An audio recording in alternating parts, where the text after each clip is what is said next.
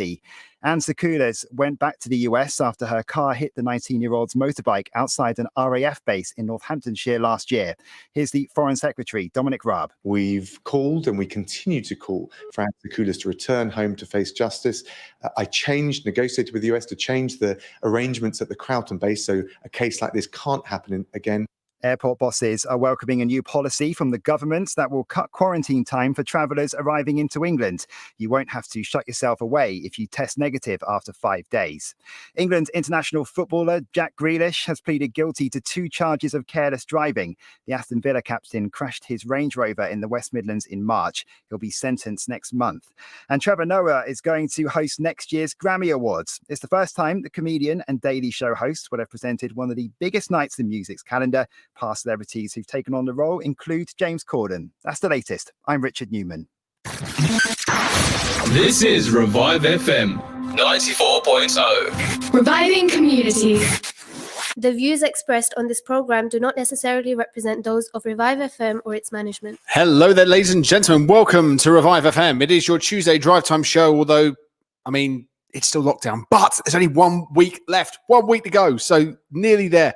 My name is Thom Hutchinson, and I am joined, as ever, from his home studio, and I'm hoping I can get this right, with my amazing co-host, Henry Scott. Oh, that was really good, mate. Thank you. There we go. Yeah, that's seamless. With the co-host, you would know I was actually trying to... Just going to turn on the lights in my room because it's a bit dark on one side of my face.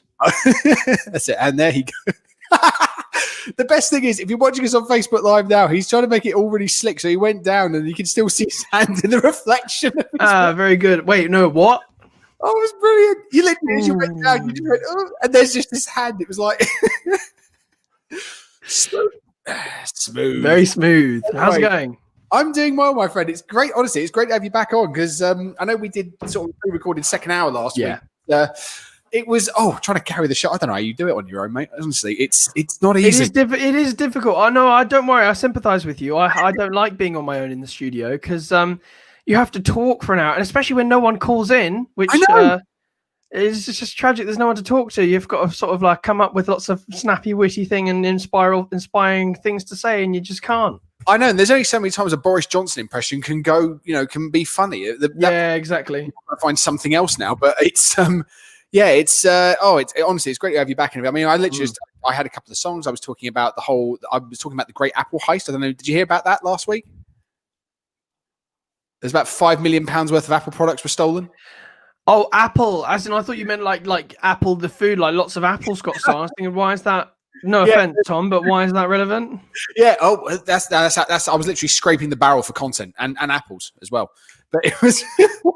That's it. See, I told you that's going to be my slogan. I'm telling you, it's not easy being this cheesy. That's going to be my slogan right there. Oh Lord. Well, don't worry. We have got some great content coming up for you for the next 2 hours. Well, 1 hour and 56 minutes. Because see, we're that quick, we're that sharp, with that on it, and plus I news that into 2 minutes of our show, so that always helps. But yeah, we've got some. We have the campaign for. I've got to make sure I get this right. The campaign for the National Mental Health Service. They're going to be coming up. I believe. Is it at 6 o'clock? I believe we're at 5:20 actually. 5:20, beg your pardon. There we are, 5:20. So that's going to be great. And I believe it's jumping by the name of Oliver. Is that right? Yes, Oliver will be coming on. Oliver Rose, I believe, will be coming on to talk about his campaign for a national mental health service. Yeah, you will just want to go National Health Mental Service. I know, or just the words National Health Service, and it's like exactly. Service, but that'd be brilliant. So we'd love to get your views on that. If you want to call in, we are a call-in show, as you know. Our number is 0333 444 0940. That's 0333 444 0940. You don't have to give your name. You don't even have to give us where you're from. If you want, you can even WhatsApp us as well on the same number, 0333 444 0940. And if you're on Facebook Live, we've kindly got a comment section for which you to send us all your messages. Yes, and on YouTube as well, because we're multi-platform. We're slowly taking over the internet quicker than Donald Trump's Twitter account, but still, that's another story for another day. And we also have Peter coming up later on. Now, if you've ever been to the Royal Parks, you may have had one of his boats. And I'm telling you now, all will be revealed later on. We do have a story on that. This is actually breaking news, Is it really? Yeah, this is breaking news because this is a fresh story. Because I've been speaking a lot with Peter, and funnily enough, we would be the first news outlet that he will be attending to speak about this, other than his own social media channels. See, I need following the story. See, we need to change that ticker down the bottom. Instead of the drive time show, it needs to be breaking news. We need to have that. Or like, yeah. Or those American, you've seen those American news channels. They go, we have some live action news coming in for you now. Let's go over to this person here. And it's, oh, thank you very much. Well, this person is doing this. And it's the same thing. That's what we need. We need one of those little buzz graphic things. Breaking will do. But so we're going to be talking about that later on. And we will literally have the exclusive on that. So, but anyway, last week of lockdown, about to commence. How has your previous week been, my friend? I know. He's slightly screams out in the crowd. No, do you know what? My previous week, I was a little bit down a couple of days, but I went for a bike ride with a friend. Did things which make me happy, which are difficult to do when you feel down because you just want to sit in your bed and watch Netflix and cry. But no, I just pick myself up and get on with it, don't I? I mean, to be honest, I need a bit more sleep. I've got my Law National Aptitude test tomorrow. Looking forward to doing it. And it's I booked it too early in the morning. I'm a donut and decided, it'd be a great idea if I book it for 9 a.m. So I have to go up to Harlow for 8:30. Oh, nice. Well, in fairness, that's not too bad, and hopefully you shouldn't have any sort of traffic or anything because it's lockdown. But no, I mean, also the good thing is get it out the way. Then you've got the whole day to sort of relax. Yes, exactly. How you did. So otherwise, you got to. It's also that fact of, I don't know about you, but like if I was doing the test, I'd want it early because otherwise I'm going to spend all day fretting over it, thinking, oh, what if I do this wrong? What if I've not prepared? Well, literally, you go in there 9 a.m., rip the band-aid off, and it's done. So that's the. Well, I've been preparing quite a bit for it, and I've been scoring high enough marks, so I've just got to sort of keep going. Brilliant. So there you go. So everybody, if you want to get your wishes in, your well wishes for Mr. Scott on his test tomorrow, again, you know the number. See, or on Facebook, or exactly. Carry a pigeon. How's your week been, Tom? It's been good. It's been a bit up and down. Same thing. I've just kind of been starting to get my house packed up. I did not realize how much stuff I've accumulated over the last 11 years. I know it's literally the first world problem, isn't it? So I'm getting all stuff like that packed up. So I've got a couple of boxes downstairs already in the loft, and it's been kind of boring stuff really. And we're also just waiting for what's going to happen with regards to the lockdown, the tier system. I've actually just had a message from the pub that I work at about 2 minutes before I came on air, just saying that we're going to hold a Zoom meeting because they don't technically know what they're doing yet, but we're supposed to be opening from next week. So we've got to gauge and see where Epping Forest is going to be in the tier system before we know. So there is actually a website if you do want to find out about this. And I've got to say thanks to Jen on this one. There is a website which I believe is coronavirus.data.gov.uk, and you can type in your postcode and you can see where you fall at the moment in regards to your area's coronavirus levels. So it'll probably give you a rough guesstimate of where you're going to end up in the new lockdown. Well, do you know what? I'm hoping that that Essex won't be back in tier 2. I think we're going to be in 3. What? I mean, there's big area. We'll put it this way: there's big areas. So, like for example, Epping Forest is the second highest in Essex, okay? And the highest is Brentwood, which is where I'm moving to. So right, fun. Out the frying pan and into the fire. But yeah, I wonder, if they'll try to do it in big swathes of areas of land, or will, do we know what Newham's going to be like? I mean, Redbridge certainly is going to be on the high list, I'd imagine, as they've had a high coronavirus rate for, it's been so long now. It's the highest rate in London, or second highest. It's been in the top 3 for the last couple of months. Actually, it's been really, really bad in Redbridge. And it is a bit of a worry as well because when you still see things, I mean, I remember that I think it was the worst one before lockdown. It was more sort of South London, but they seem to have sort of turned things around a little bit. I've noticed. I'm hoping that. In the time of this lockdown, although we've had the results come through today for the latest 24-hour figures, 11,000, right? 11, yeah, just over 11,000, but 600. Pretty good. So the positive cases have gone down, but the deaths have shot up because it was about 288 yesterday. But it's always lower on a Monday because it takes a bit of time for it to come in over the weekend. But of course, it's 3 weeks out, if that makes sense. So it's not true to.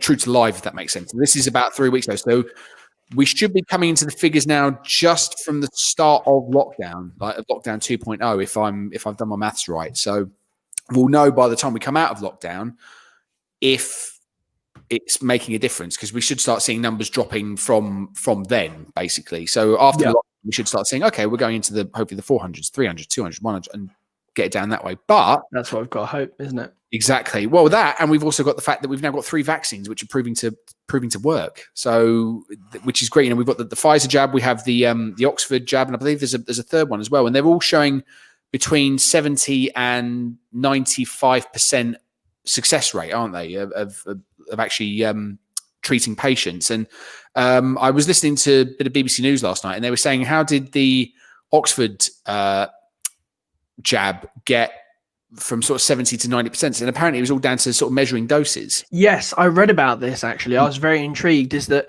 in patients who had a full dose both times, their resilience was 70%, but in patients who had a small dose first, which didn't give them enough protection, but then had a large dose on their second, the efficacy rate went up to 90%, which is very, very, very good. But it's amazing, isn't it? Just like those little sort of tweaks and adjustments, and how much positive can come out of that. So it's really good. So we're hoping. I mean, I know Boris is saying it's we're going to get back to normal by March. I mean, or by Easter time. I don't know about that, but it'll be great if we can start actually getting back to normal and just being able to plan things in the future. That'd be great. Yeah, because I mean, I suppose that's been the difficulty. Is that, do you know what I actually found, Tom? It's after this lockdown, fans will be able to gather indoors up to 4,000 in outdoor settings in a tier 1 scenario, and it cuts down to 2,000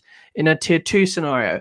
Yeah, I am cautious as to whether these events can still be viable and go ahead. Yes, I know Daniel Levy, the Tottenham chairman, has said that he thinks it will cost more to keep, like, for say Tottenham Stadium, the new stadium is about 64,000 capacity.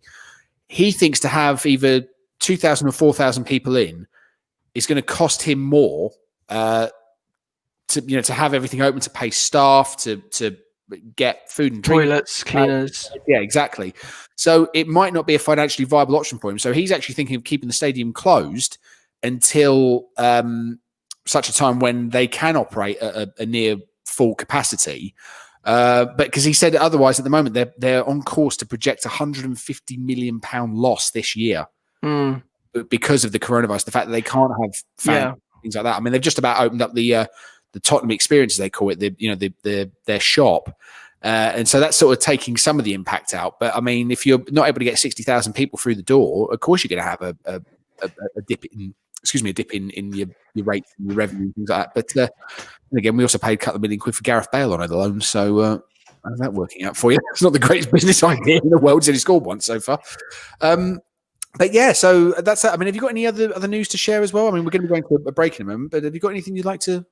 Well, do you know what? I'm eagerly waiting. I thought this is not really news, considering it's now happened so long ago. But Dominic Cummings resigned, and obviously, I imagine you spoke about that last week, and we spoke about it a couple of weeks ago as well. But I mean, what I would recommend everyone watch very closely is Dominic Cummings loves to blog, and it's rumored that in the coming days he's going to release a tell-all blog, which will reveal the inner workings of Whitehall and all the bad and good stuff that has gone on. So it should certainly be interesting. I'd keep a close eye on his blog page. I never thought I'd be saying that in 2020. But and then there's also lots of other news, such as, like, we've had the UK's leaders discussing the easing of rules at Christmas. I think that's ridiculous. I don't think we should. What do you think? Do you know what? I'll be honest with you. I mean, I was actually speaking to Jen about this the other day. I think even just for a bit of a morale boost, or even for a bit of mentality, I think it's a great idea. The drawback is with that you have to have, for every 1 day you relax it, you've got to have 5 days of tougher restrictions. So we're probably going to go back into a lockdown 3 in January. Towards the end of January. So because it's just ridiculous. I know we're kind of taking 1 step forward to go 2 steps back, really. But I don't. But here's the thing, Tom. Like, I don't understand why on earth. I'm reading the news here on my phone. I've got it on a stand. Feel very, very technological whiz. We can see you can actually see it in the mirror here. Can you see that? Yeah. So listen, what they're doing is the Scotland's BBC Scotland's chief political correspondent said that 3 households could be allowed to meet indoors over 5 days between 23rd and 27th December. I'm sorry. I don't see why there is such a large obsession with the day 25th of December, because I will just say it is an arbitrary date. And despite what a lot of religious people say, like, oh yeah, it's such a religious day, I do have to just say, stop a minute. 70%, over 50% of this people in this country believe they are atheist, and 70% are non-active Christians. And of the 30% of Christians which do celebrate Christmas, because everyone in this country celebrates Christmas, they love giving presents to each other. It doesn't actually matter what religion. It's more of a holiday to give to each other. I'd say it's become less about religious values. And people don't sit in prayer in their houses all day if you're a Christian and try to, celebrate the birth of Christ. I mean, if you do, I'm not insulting you, and I understand that you should be allowed to do that. But in the instance of what you said, taking a step forward to take 2 steps back, it just makes absolutely no sense. We can have Christmas whenever we like. All the government has to do is allocate it to a bank holiday and get on with it. I think it's absolutely ridiculous for us to go into a month's lockdown over January when when people, I think, are perfectly happy with having the minor restrictions and not celebrating Christmas with their whole family this year. Christmas is an arbitrary date. It's in the middle of a pandemic, and coronavirus does not know at all whether Christmas goes ahead or not. Exactly. I mean, it's just about figuring out the fact that we're in 4 separate countries, so that's why we've got 4 lots of different restrictions. I mean, it's not that smart about Christmas, but I mean, the thing is, though, I'll be brutally honest with you. So they're talking about having 3. You can have 3 households now. That's fine, but I'll be brutally honest with you. Every way I've tried to sort of splice it, I know it's either going to be 2 or 3 households, but every way I've tried to splice it, I'm going to be the odd one out. I can't go to my dad's because if my sister comes back, that's their 2 households because she lives in Paris. They're in Suffolk. I'm in Essex, so that's 2 and 3 won't go. I can't really go to my cousins' places where I normally go to because there's about 3 in there, so I'll be the 4th. So either way, I think I've got a horrible feeling. Well, not a horrible feeling because I'll just probably make a dinner myself. But I've got a feeling I'm probably going to be spending Christmas on me Jack Jones anyway. So, I mean... No, that won't happen, Tom. What are you on about? I'm just saying. I'm not fussed. I'll just be on the PlayStation all day. Realistically, what I understand, mate, is, and I'm not saying you would, because on this show we're encouraging people to abide by current restrictions. But I will say the reality is, for a lot of people, is they have broken the rules. I guarantee you, I know I've broken the rules, not knowingly. Yeah. I didn't know that in your group of 6, you were indoors when you're at the pub. You were supposed to social distance and have a meter rule plus because you're not supposed to mix with those other households. And that wasn't made clear when Boris introduced the rule of 6. Yeah, I mean, I'll be brutally honest with you. Like, working in a pub, I see people break that rule of 6 every 10, 15 minutes. I won't lie, they don't do it intentionally, but it's normally to go over and say hello to a friend. That's it. Exactly. Or there are people who do it intentionally and go, and you're every business is instructed to ask the question, are you from the same household? And they don't check, and people just go, yeah. Well, it does make a bit of difference. In fairness, my pub does. I will hold my hand up. My pub, I'm not going to name them, but my pub does. But there are the times you look at it, and even though they've got bank statements or ID or something like that, I look at it and I just think, there is no way you 6 live in one house. Not unless you've got a house the size of the Banks one from the Fresh Prince of Bel-Air. There is no way that all you fit in one household. There is no way at all on God's green earth that is one household. But we all just sit there and go, oh, you need now. That's all you need. Just the police coming in, then we get fined, they get shut down. But, they're letting them in. So what can I do? I just pour the drinks. But, but it's interesting. I mean, I don't know. I'm kind of for it and against it. It'd be nice to see my family, but if it gets this over quicker and we get the jabs quicker and we can get everyone back to normal quicker, then maybe we just forego it this year. But then again, there are people I know who have been at home on their own anyway. So, do you know what? I was sorry, I don't want to interrupt, but it's just this awful live streaming stuff. I was just thinking that from a restriction point of view, we have to look at this like if families are allowed to mix and people go and see their grandparents, all I can foresee is we have big issues when it comes to deaths. Like Granny, Granddad, it's so good to see you. And 2 weeks later, Granny and Granddad are dead because they died of coronavirus. Yeah. I know that it makes me laugh a little bit as well, because of the morbidity of it. But at the end of the day, that's what's going to happen. We have these easing of restrictions. More people will die. Well, I'll tell you what else is going to happen. We're going to have to go to a break. So stay right there. And on that morbid bombshell, we'll be right back. If you want to advertise your business on Revive FM, then visit www.revivefm.co.uk. Alternatively, contact our sales team now on 079 44 56 5616. That's 079 44 56 5616. Thinking about selling or letting your home? With Maxwell Estates, you don't need to look any further.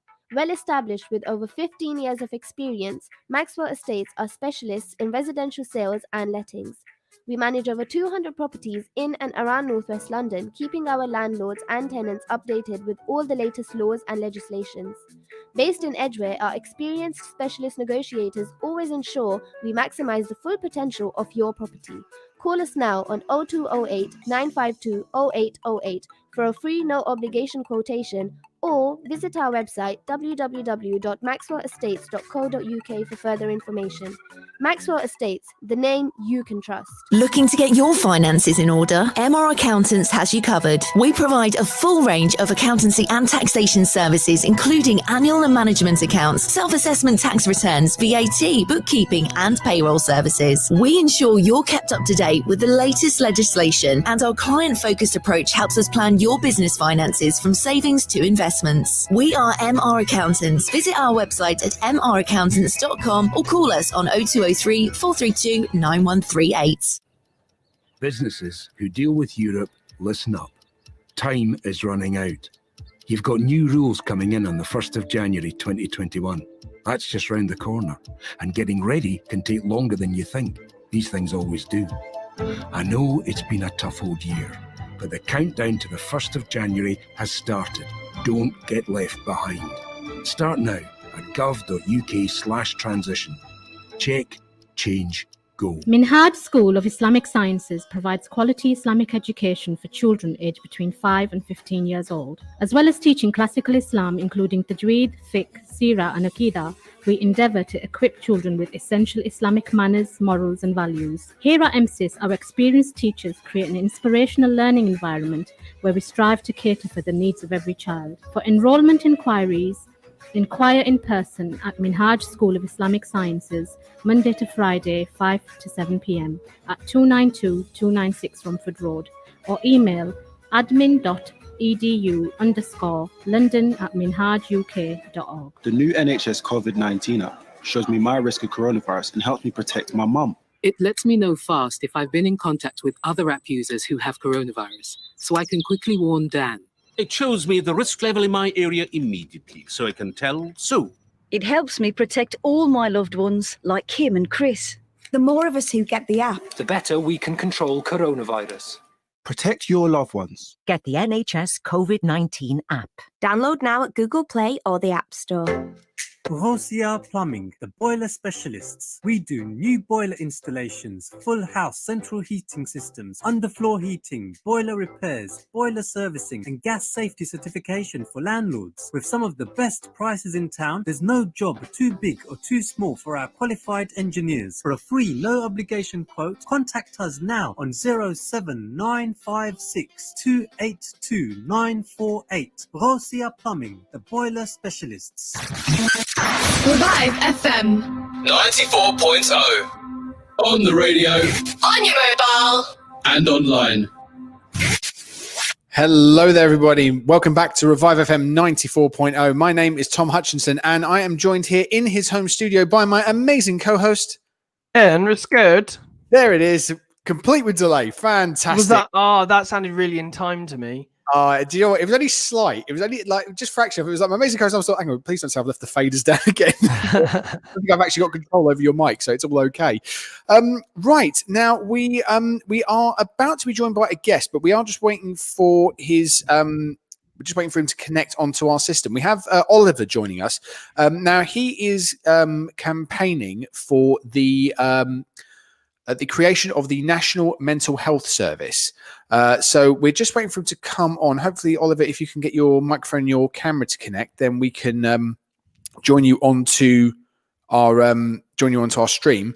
But in the meantime, Sorry, go on, Henry. Go on, mate. I was thinking, I was about to say, in the meantime, perhaps we can give a bit of background onto mental health in the UK. Yeah, that'd be fantastic, mate. Would you like to go ahead with that? I'll see if I can try and get things going from this Yeah, point. sure. So, shocking statistic is that suicides have risen by 95% in this lockdown. And I've got loads of horrifying statistics which I've got in front of me here, and some are coming off plucking out of my head. But every single week across the UK, a university student has died by suicide. And it just goes to show that lockdown has taken a terrible toll on people's mental health. And experts and economists, as well as government officials, acknowledge that, so much so that Rishi Sunak has offered £3 billion in extra funding for the NHS over the next 3 years, I think it is, or is it just this year, to cope with mental health issues on the NHS. But I mean, I think one of the things that we've got to forget about there's a lot of misconceptions surrounding a very common illness, which is anxiety and depression. I would say that, depression is not visible. 1 minute somebody can be absolutely happy as day, or they at least seem to be, and the next minute they will be hopelessly depressed. I mean, I suffer from depression. I'm very, very open about it, as you can probably tell. Yeah. I personally don't see it as a very big thing. And in some ways, I don't push myself. It's like, oh, I'm a mental health champion. No, I'm not. I'm just a bloke. And the reason I'm so open about it is because I want to destigmatize what depression is. For example, I'm on some medication to deal with it, and it helps me function. And it's sort of like a block because it's a lack of serotonin in your brain. It's a biological condition that has to be treated. So I think that just from a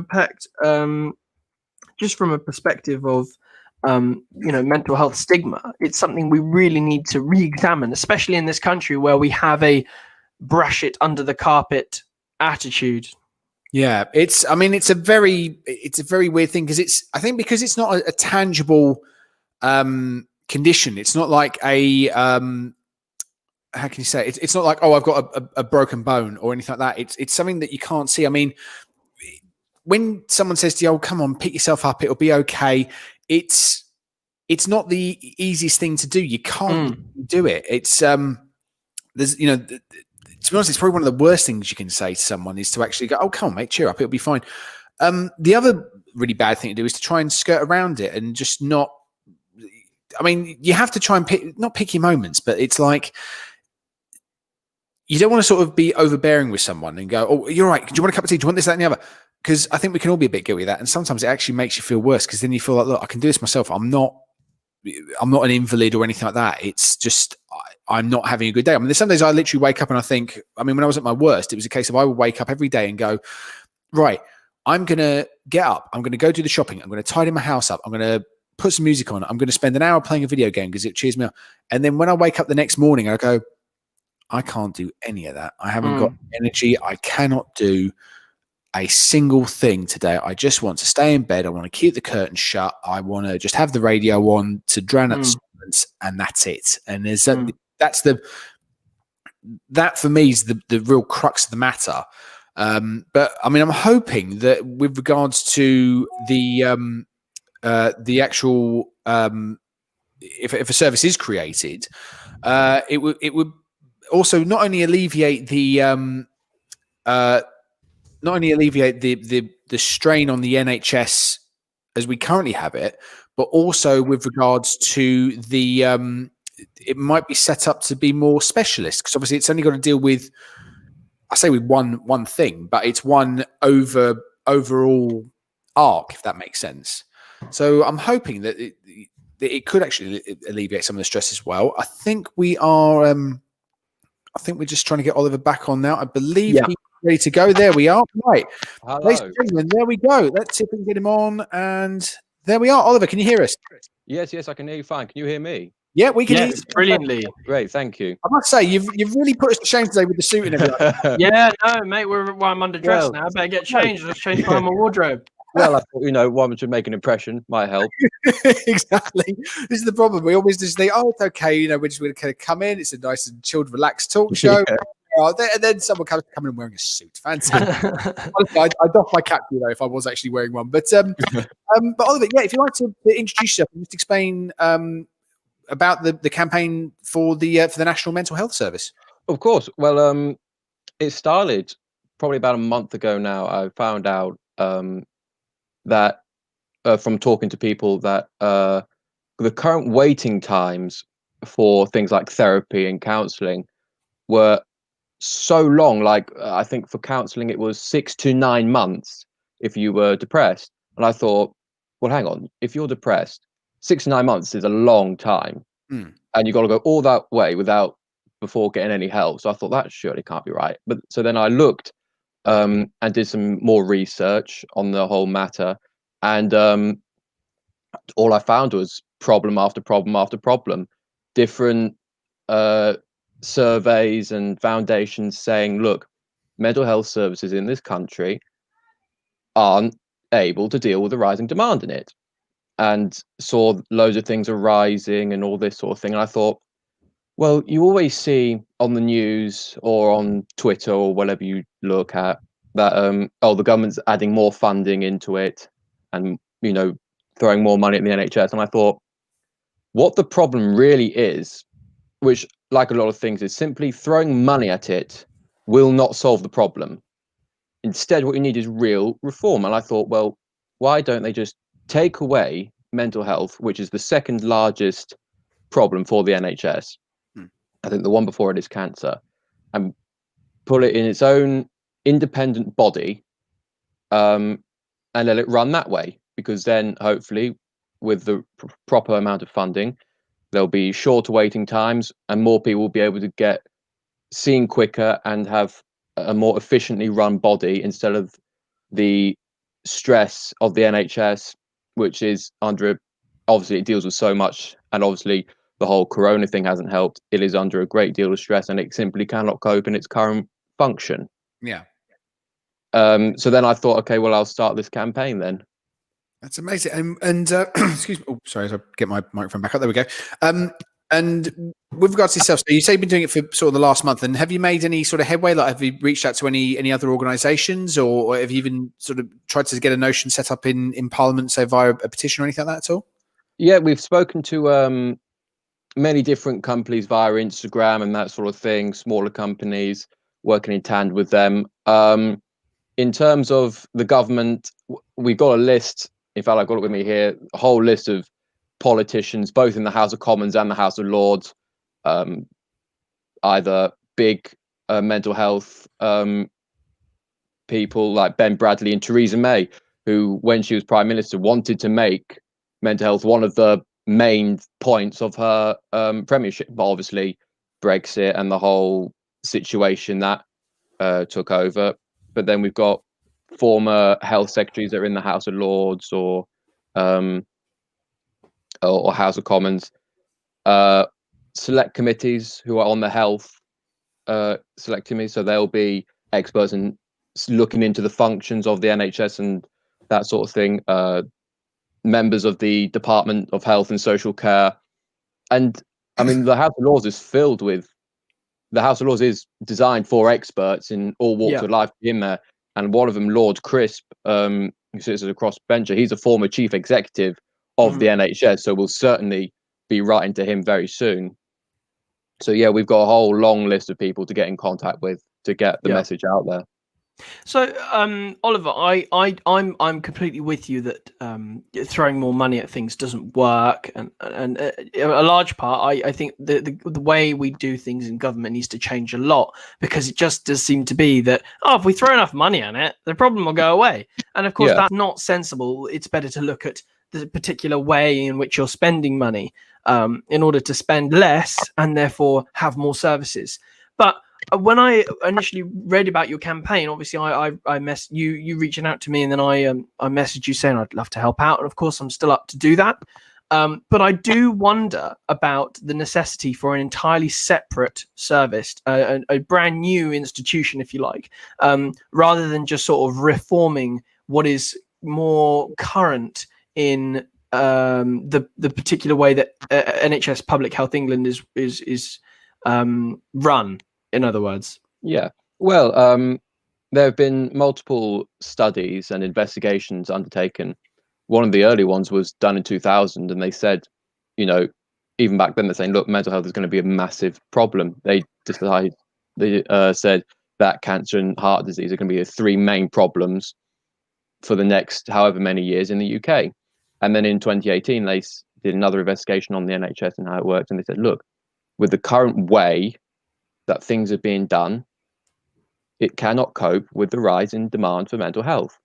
And then that obviously the whole corona situation with lockdowns, that has massively exacerbated it. I think the ONS said that 19.2% of people are likely to experience some form of depression during since March. So with the whole lockdowns and that's up from 9.7% from this time last year. So there's been a big jump in the two. And I think there's just a lot of people think that enough isn't being done in terms of mental health, regardless of just throwing money at it. I mean, and I think the figures show for that, because when you look at certain things, I mean, admissions to A&E regarding mental health up, waiting times up, demand for mental health services up, suicidal thoughts in children up, self-harm rates up, self-harm rates in children who are then admitted to hospital up. There's just simply not enough being done in this country at the moment regarding one of the biggest health problems that we face. Yeah, and I think a lot of people as well see that the management of the NHS can be a bit bureaucratic, whether it is or not. I don't agree. know. No. I can side with you there, Oliver. As someone who has been in and out of hospital his whole life, with regards, I was born with clubbed feet. There's a lot of blimmin' bureaucracy that goes on, and there's a lot of tape that hinders the work of a lot of people. Yeah, and especially to do with cancer treatment as well. The way the way that cancer treatment is run is do you know what I think this probably needs to be said is that a lot of politicians go, we love our NHS is brilliant. When I say I don't think the NHS is brilliant, I am in no way insulting any of the care workers or frontline workers or NHS workers in the service. They are amazing. I owe my life to them, my ability to walk to them. But the way in which the NHS is run is not brilliant. And there are millions of things that you could do in the NHS, which would make it the service cost less to the taxpayer and would make it more efficient. So I'm completely in agreement with you. It is very bureaucratic, and there's many things which could be done to improve it. Yeah, I think it's very. I mean, from an outsider's point of view, I feel like it's very micromanaged, and you do see a lot of that. There's a lot of. I know they have to be accountable for the amount they're spending and things like that, but I do think that if we were to, excuse me, if we were to have a separate body, I actually think it would be a good idea. The only thing that I think would be a bit of a difficult pill to swallow for the British public would be the amount of extra tax that it's going to cost to fund this national mental health service. So whether that's a case of the standard NHS gets a reduction in funds, which obviously Boris Johnson's just said that he's going to pump a couple of extra £1 billion into, or whether it's going to be an increase in taxation to fund this as well. I think that could be another problem. I think we've got about a minute left. Would anyone like just to sort of wrap up, and we can maybe carry that on after the break? Yeah, well, current budget is 166 billion for health, and that also goes into mental health. So they'll just take it from that, I think. And with all the extra money they're pumping in, which they're taking from the foreign aid budget, they can also take some of that and pull it into healthcare. Because at the moment, I think they've just said 16 billion for defence. There's still plenty more money left over from that, from where they've cut from the foreign aid budget, that they can pull into it. And Henry, have you got anything you want to say before we? No. Let's go to a break. All right, no worries. Well, I just also would just say as well that we've got a bit of a split campaign at the moment. So on our on Facebook and YouTube, so we've got Charlie is supporting Henry, and Charlotte is saying it's a great campaign. Oliver is speaking a lot of sense. So if you want to join the conversation, we will be going to a break now. But if you want to call us back or call into the studio, The number is 0333 444 0940. That's 0333 444 0940. And you can also WhatsApp message us as well. Or as Charlotte and Charlie have done, go on to Facebook or YouTube on Revive FM UK.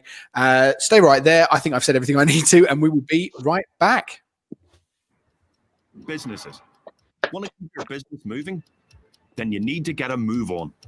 From the 1st of Jan next year, if you deal with Europe, you've got new rules to follow. Time is running out. So get on it at gov.uk/transition. New rules for business. Large, micro, one-man band. New rules are coming no matter what. Get it done today at gov.uk/transition. Check, change, go.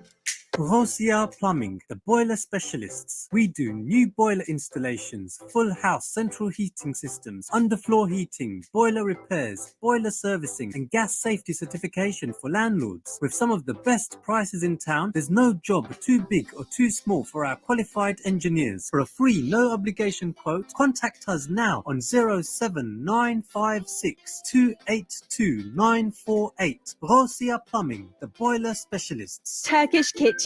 The best Turkish food you'll ever taste. We only use the highest quality meat. Along with our mixed grill platters, we serve cold mezes, hot mezes, lahmacun, and a wide selection of fish options. To order for delivery or collection, call us now on 0208 507 8822. That's 0208 507 8822. Or visit us at 41 Ripple Road, Barking, IG11 7NT. We can also take group bookings and take care of all your party needs.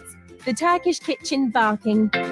If you want to advertise your business on Revive FM, then visit www.revivefm.co.uk. Alternatively, contact our sales team now on 07944 56 5616. That's 07944 56 5616. The new NHS COVID-19 app shows me my risk of coronavirus and helps me protect my mum. It lets me know fast if I've been in contact with other app users who have coronavirus, so I can quickly warn Dan. It shows me the risk level in my area immediately, so I can tell Sue. It helps me protect all my loved ones, like Kim and Chris. The more of us who get the app, the better we can control coronavirus. Protect your loved ones. Get the NHS COVID-19 app. Download now at Google Play or the App Store. This is an important update about coronavirus. To help save lives, new national restrictions are now in place until the 2nd of December. You must stay at home. Only leave home for food, medical reasons, exercise, education, or work. You must work from home if you can and avoid travel unless essential. Go to gov.uk/coronavirus for latest guidance and exemptions. Stay alert, control the virus, save lives. With over 40 years experience in the industry, Plastic Carpets is the place to go for all of your carpets, laminates, linos and wood flooring. We have an established network of suppliers, which means we can offer some of the best prices in town. We offer free estimates and now even free fitting. Call us now on 0208 472 8568 or visit us at 157 to 159 Plastic Road, Upton Park, London E13 0QZ. Revive FM 94.0. On the radio, on your mobile, and online. Hello there, everybody. Welcome back to Revive FM. It's Tuesday, it's drive time. My name is Thom Hutchinson, and I am joined from his home studio by my amazing co-host.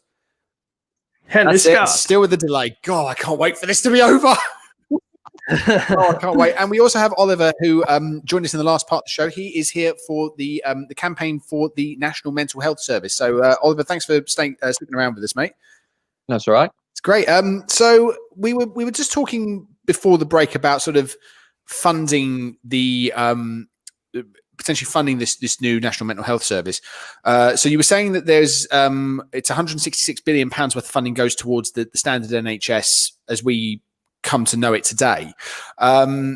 Would it also be a case of looking at sort of outside investment, or would it strictly be sort of state owned, or would it be sort of almost like a public-private partnership, a bit like the old sort of TfL was?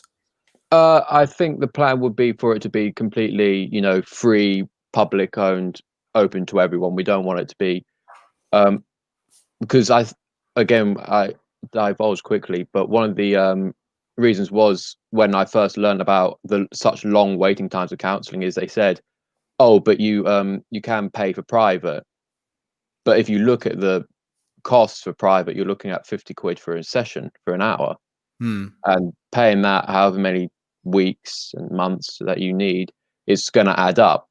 And this would give a free public national mental health service. You won't have to pay for it, and it will make people more open and more eager to go in and get the treatment that they need to help them. Brilliant. Sorry, you going to say something there? Oh, I was just going to say, but to answer the question, like I said earlier, the mental health budget comes from the 166 billion pounds that we see in the Department for Mental Health for Healthcare and Social Justice. So it would mostly be derived from that, unless obviously I'm not the Chancellor, so I can't say where else other money things can come from, but it could possibly come from foreign aid budget or any other type of thing that. But that'd be up to whoever the Chancellor would be, of course, at the time. Yeah. So, well, I mean, I want to interject there, if that's all right, Tom. I was just thinking from a perspective of having a national mental health service. I think it is a very good idea because I agree with you. The wait times are simply too long. I was fortunate enough to be able to afford for private care, which has cost so stupid amounts of money for what is essentially should have been offered on the NHS within a week to two. But I spoke to my GP and it was going to take 6 to 9 months to get a referral. And he was like, you're better off paying private. And I said, but it's so much money. It's like, well, sadly, that's the way things stand. So I think there's a perpetual cycle of waiting for somebody to be admitted to A&E. And I would say largely our NHS at the minute is working mainly on curative care, whereas perhaps it would be better to spend money on preventative measures. For example, getting people access to counsellors, getting people access to the various services that would prevent them from then being hospitalised or institutionalised or sectioned under the Mental Health Act. I would also say we definitely need to upgrade the Mental Health Act as well. It's not been updated, since 1984, 94? It's outdated. Frankly, and you'll correct me if I'm wrong on that. I'm not 100% sure of that date, but 10 years out is a big difference. But I mean, I want to put it to you, Oliver, that in the creation of a new service, I would hope it doesn't detract from other areas of budget, where, for example, from social care or because what I would hate is that, yes, the creation of a national mental health service saves one problem but creates another. Yeah, no, of course we don't want to say cut the education budget just to be able to fund this. I've spoken to some people who are kind of they're known more for costings and that sort of thing. They're not like in top positions, obviously, but that will obviously hopefully will be down the line. But they estimate that for a national mental health service, it could cost between 20 to 30 billion pounds, which I mean, I think is perfectly affordable, especially given that, like I said earlier, the defence budget has just gotten a 16 billion pound boost. And I think Boris Johnson early this month, on the 9th of November, said 13 billion pounds will be invested into mental health in one of his Downing Street press conferences. But I also agree with you there on the terms of the Mental Health Act. The main one, because I remember researching this all, the main one was in 1983. And I remember in 2007, the Labour government, they wanted to completely create a new one, but they couldn't for whatever reason. I think they didn't have enough support or some party political thing like that. So they amended it. And they only made, a few slight changes. But since then, there's been no key legislation with regards to mental health. And that was 2007. So that's, come 13 years now. And especially where I think nowadays it's more recognised as well. I think where beforehand it was, like I was saying before, it was kind of people just going, "Oh, come on, pick yourself up, things will get better." And it's not now. People realise that it doesn't just sort of affect the person that suffers with it, but it also affects other family members. And I use this metaphor. I overuse it every week on the show, but it does create a ripple effect, because it's not only that, but then if God forbid somebody decides they can't see a light at the end of the tunnel and then they take their way out, it then affects their parents, it affects their brothers and sisters, it affects their family, their cousins, their friends, and that could then also trigger a bit of a bit of a slip in their mental health as well. So I do think it's. I think we need to maybe have a look at getting this redone, especially like you say, if it's not been sort of amended in nearly 13 years. I think then it was starting to rumble a little bit, but now it's really picking up speed. And I think especially now we've had lockdowns and coronavirus and restriction after restriction after restriction, maybe this could be a turning point. I mean, I'm just also looking at the comments we've got on here. We've Charlotte has been messaging on Facebook. So she's put, and thanks for getting in touch, by the way, Charlotte. More needs to be done about mental health. Waiting 6 to 9 months for help or counselling can result in higher suicide rates because people think, what's the point anymore? And that a lot of people can't afford to go private. Money might also be one of the reasons why they are depressed. They might have lost everything they own, for example. So more needs to be done in the NHS. Private is not the way forward for mental health. And she's also put, as well as a follow-up, mental health is one of the biggest reasons why ambulances are called out, because someone may feel suicidal or they just want company. So a loss of resources, in my opinion. So I've got a little point. Are you worried that in the creation of a completely public national health service, that private clinicians may perhaps come up against you because normally what happens in the public domain is that wage prices are significantly lower than that in the private sector, and so the private sector has made it available to the public at around about £50. I would see that as the market failing personally, because that's too expensive. People want more mental health services, but they can't afford them. But in the result of having clinicians who are unable to afford, who do not have the tendency to pay to have charged. Mental health professionals in the private sector will charge £50 an hour, but on the NHS, will they be paid less? Do you not see a possible opposition from them and bottom unions as well? Yeah, you always have to take into account things like this, all the little details like these, and with unions and that sort of thing. And I think a large part of that would be down to what the government at the time would feel is the right course and the necessary course. Like, I mean, with this campaign, I think there's only so much I can influence. I'm not in government. I'm not the health secretary or the prime minister. That'd be down to them to deal with those sort of matters. I think our campaign is just very clear in what we want, what we think should happen, and that reform is definitely needed. Brilliant. Well, we're going to have to, unfortunately, honestly, I've really enjoyed this. So Oliver, it's been great having you on. We're going to have to wrap up in about a minute, but if anyone wants to sort of contact you or get involved or find out what you're doing, do you have any social media that we can put out there? Of course, yes. Our Instagram is campaign.4, as in the number 4.nmhs. Brilliant. Fantastic. Give us a follow, message, anything. Fantastic. Well, I'll tell you what, I'll definitely be giving you a follow as well. So from my account, Charlotte has also just said, I completely agree with you, Oliver. Well done. So I think you've got some backing off there. Okay, we've got a fan now. Exactly. There you go. Well, you got one here as well, and I dare say that Henry is one as well. So it's been great having you on. As I said, we're going to have to go, but ladies and gentlemen, Oliver, thank you so much for coming on. Stay tuned because we're going to be back for the second hour of your Tuesday Drive Time show right after this.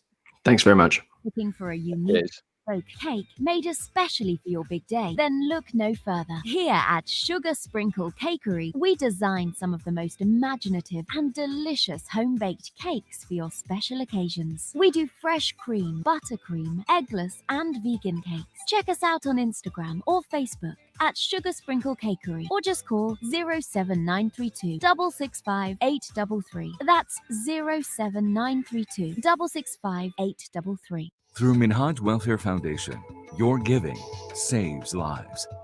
Your support has provided more than 3 million people with access to clean and safe water, emergency relief in natural disaster and crisis-affected areas around the world, supported orphans and needy children with a better future.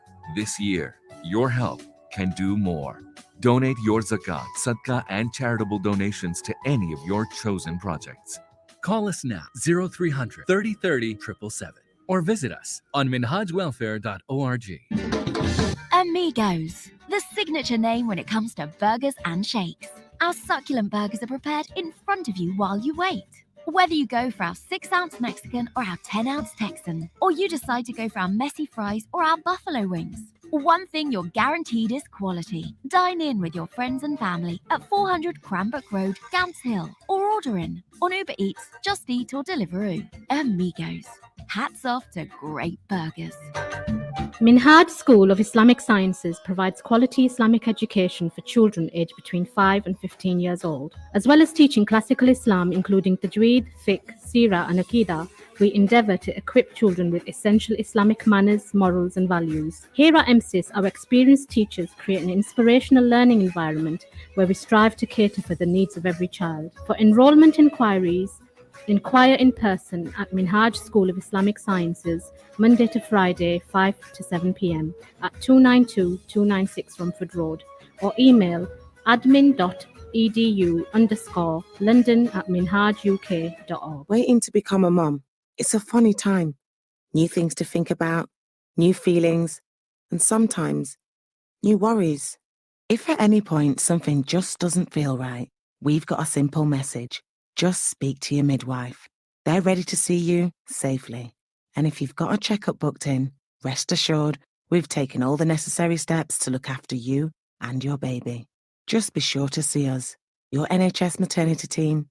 Help us help you. We're facing the biggest health challenge of our generation, and we've shown that together we're stronger than ever. But to keep making a difference, we need to support each other. If you're a man and you've had coronavirus recently, then you might just have the antibodies to help save lives in your blood plasma. That's why we need men to donate. Giving blood plasma is safe, easy, and during this lockdown is considered essential travel. Be the difference. Search Donate Plasma or call 0300 123 2323 today. Shukriya. If you want to advertise your business on Revive FM, then visit www.revivefm.co.uk.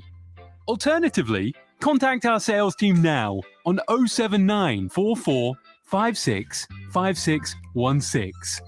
That's 079 44 56 5616. Revive FM 94.0. On the radio, on your mobile, and online.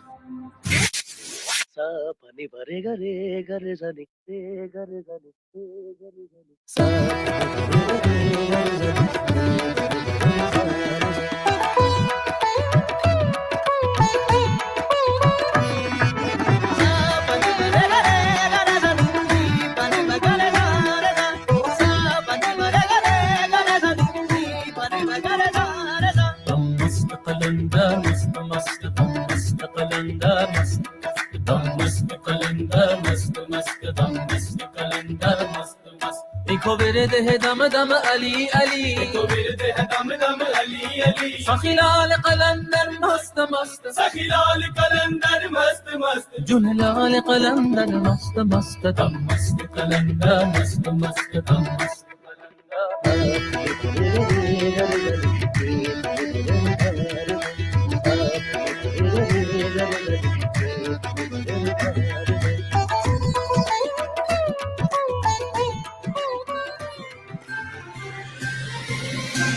This is Revive FM 94.0 with the latest news from around the world. From the Sky News Centre at 6, breaking news. An agreement's been reached between all 4 UK nations to allow families to get together at Christmas. 3 households will be able to form a festive bubble between the 23rd and 27th of December, when travel restrictions will also be relaxed. Cabinet Office Minister Michael Gove chaired a meeting with leaders of the devolved administrations earlier. Families can enjoy something closer to a normal Christmas. Now, we all know that Christmas this year won't be as it has been in years past, but all the governments agreed that we should balance the need to protect public health with also allowing people to be with their loved ones. Scotland's First Minister Nicola Sturgeon has urged people to be cautious with the relaxing of restrictions. Meanwhile, there's been another fall in the number of coronavirus cases being recorded in the UK. It's come down to 11,299, with 608 further deaths recorded. The US president told officials to begin the transition to Joe Biden's administration. It's the strongest hint yet that Donald Trump accepts his time in the White House is coming to an end. The markets have soared, prompting the current president to give a short, unexpected briefing. The stock market's just broken 30,000. Never been broken, that number. That's a sacred number, 30,000. Nobody thought they'd ever see it. And it's the 48th time that we've broken records during the Trump administration. The Chancellor is to announce in tomorrow's spending review that almost £1 billion in each of the next 3 years will go towards helping thousands back into work as part of a new restart scheme. It's designed to help more than 1 million unemployed people find jobs. England footballer Jack Grealish has admitted 2 counts of careless driving. The Aston Villa captain will be sentenced next month. And in sport, Chelsea could qualify for the knockout stages of the Champions League with 2 games to spare tonight. It's goalless early on in the... Hello there, everybody. Welcome back to your Tuesday Drive Time. My name is Thom Hutchinson. This is Revive FM 94.0. Well, we're halfway through, but we have another guest, and unfortunately, it's another man in a suit. They're showing us up. Anyway, my name is Thom Hutchinson. That is... Henry Scott. There we go. Oh, were you talking to Peter or me? I was speaking to you. My bad. That's all right. That's all right. We'll just say it was the technical. That's all. And as you can see, joining us from his lovely home is Peter. Now, Peter is our second guest on the show, so thank you very much for coming on. And you are here to discuss, as we said earlier on at the start of the show, a bit of an exclusive about your little bit of a disagreement with the Royal Parks. We did, Tom, but I know how you work and Henry work, and shouldn't we start by talking a bit about Formula One Grand Prix? Very nice of you. Isn't it about Donald Trump? It was Donald Trump or coronavirus, but I'm trying to make it like a Trump-free zone tonight. I'm not going to talk about that, but Tom, I will talk about Thruxton Race Circuit down near Southampton. To get you and Henry down there one day to zoom around on the racetrack. Oh, you're speaking my language right now. I'm literally motorsport. Oh yes, I've got a need for speed, and I'm telling you now, just a PlayStation cannot scratch it. I can't wait till December. I think it's actually December the 2nd, isn't it, guys? No, December the 1st. Oh, it's the 1st, even better. I'm pretty sure it's the 2nd. I don't know. I might be wrong though. I could be wrong. I think it's midnight on the 1st, i.e., starting the day on the 2nd as well. Yeah. But I mean, I might be wrong. You guys are the expert on that. We'll have to check. I think it is the 2nd of December, as far as I'm aware. But they've also just we've just heard on the news whilst we were going on the break that they've now got the agreement has been reached that we can have 3 households mixing at Christmas. So very good. I'm against it, but I mean, I think probably what's better, and I'll slide car into this, much like I do with the ads, is considering speaking about the end of lockdown. Peter, you run the boats in Hyde Park in London, which is you've been running that for over 15 years now, which is very, very impressive. I might add. Tom, have you been down there? I've been down. It's a slick operation. I'll be honest with you, I haven't. No, it's been a very long time since I went down there, so I might have to potentially pop down at some point if it's still going to be there, because obviously that's one of the things that we discussed. That's the question that we have to ask. So, Peter, when the lockdown finishes, what will you be opening? No, I've got a major problem, guys. The royal parks, and can I make the point here? I'm not talking about the royal household, and I'm not talking about the royal family. I love both those institutions. But the royal parks management are Class A, luxury-lined, ocean-going donuts. They are just bad managers, and I don't mind saying that on live radio because, Henry and Tom, they are closing me down. They've closed me down on November the 12th, and they're not allowing me to run boats for members of the public. This is London's, boating lake. where Londoners love to come and enjoy themselves. And now we need it more than ever.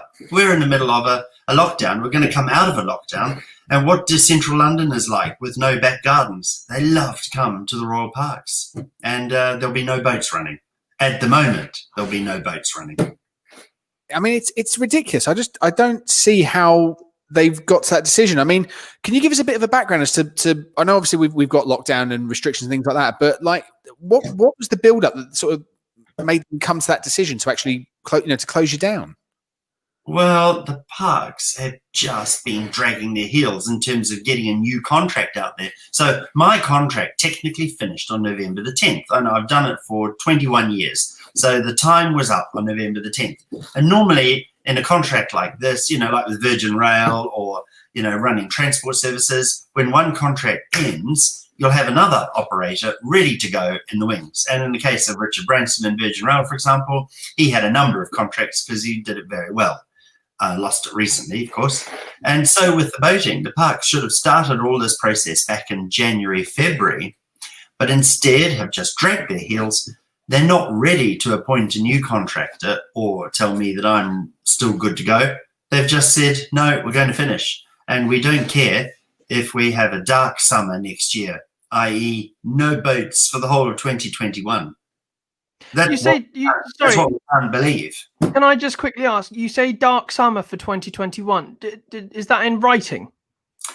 It's a grey area. It was said to me without prejudice. That means technically it's confidential. However, it's now an open secret. It's like naming the MP who got up to no good in the Houses of Commons recently. We can't say the name.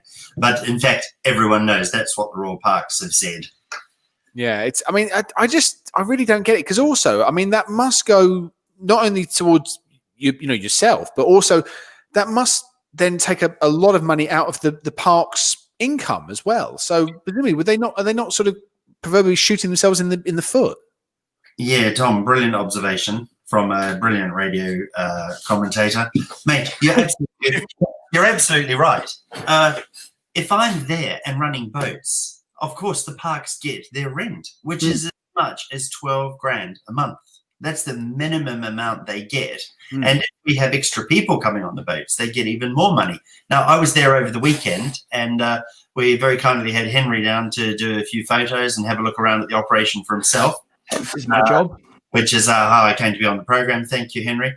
And Tom, the park was packed with people, not packed as in being irresponsible, packed as in enjoying the exercise they're allowed to enjoy during lockdown. Yeah. Can I just quickly say, from a perspective of innocent bystander here, the parks were the busiest I've ever seen them since, illegal days such as the National Marijuana Day, or back when Winter Wonderland was open. They're busier than then. I've got to ask Henry or Tom, were you there? When? On International Weed Day. Oh no, but I would remember I was working in the parks at the time, which is when we first met. Oh, true. Actually, Tom, I've got to tell you and Henry both on the worst marijuana weed days, which are once a year, are when it's a hot day with no wind. And when you step into the park off the tube station, it's like this blue haze over the whole of the Royal Park. And if you try to walk 100 yards, you get high before you go. It's one of those things. It's going to be. If you remember where you were, was it? They always say if you can remember National Weed Day, you weren't there. Yeah. And because it's a difficult days for us because we get all sorts of people coming on the boats, and it's so hard to police it on National Weed Day. But back to the issue at hand. Yeah. Back to the issue at hand. So the parks were this weekend. You weren't open. The parks were incredibly busy. I agree with Tom. It seems a bit of it seems like a bit of an own goal to perhaps close you down when you provide them rent. Do you have any idea as to why they do not wish to tender a new contract when it would be beneficially, considering other revenue areas during this lockdown have been killed for the Royal Parks? Why on earth they would not consider, especially with Winter Wonderland being cancelled this year, I might add, why they would not issue you a new contract with perhaps financial incentive? No. You have no clue. I'm sorry to do that to you, Henry. No, we have zero clue. You're right. Winter Wonderland's closed. That brings the parks about 4 or 5 million. The summer festival, the music festival, which is a brilliant event, that brings the parks 5 to 8 million. So the parks are down about 11 to 13 million at a guess. And you'd have thought that I know it's a drop in the ocean, but every penny counts with the Royal Parks. You'd have thought that my money would have helped them, but it seems that you want it, Henry. Peter, funnily, you should mention that because every penny does seem to count to the Royal Parks. I recall a case that was fought in the High Court on behalf of Black and minority ethnic workers, where they weren't being paid the same amount as white colleagues. Yeah, I can confirm that. The union will confirm it. I'm sorry, I can't quite remember the name, VUW or UWV. The black and minority workers were being paid minimum wage. Get this up real quick. All other workers were being paid minimum London wage. Can you believe that? That's shocking. I mean, I just don't get. And how do they? Yeah, how did they get away with that for so long? I mean, that's a real worrying situation. Because I think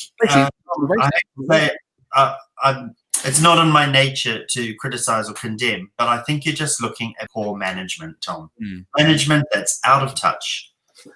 Management that needs to refocus on taking sensible, commercial, fair, and transparent decisions. And they've just lost it. In fact, I wonder if it's because a lot of the staff are still furloughed.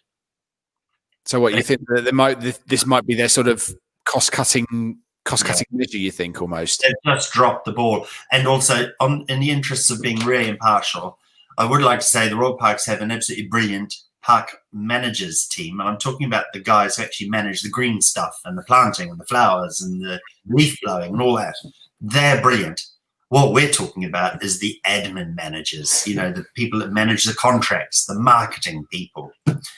I just wonder, being a bit hold here, there might be a bit of surplus that it's about time to, refocus and rehab a look at.